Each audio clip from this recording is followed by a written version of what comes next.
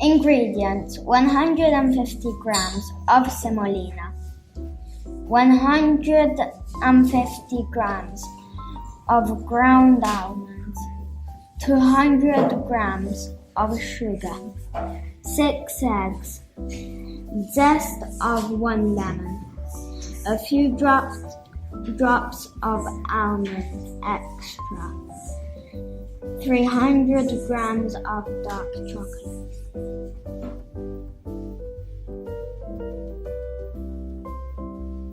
How to make it?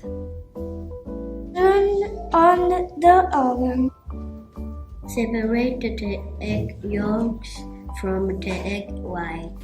Mix the yolks with the sugar until they will be light and creamy.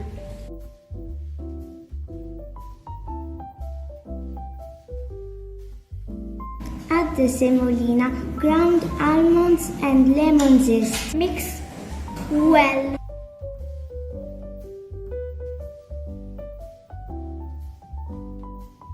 Beat the egg white until they are fluffy. Then add them slowly to the mixture. Put the mixture into a round baking tin with a little butter and flour.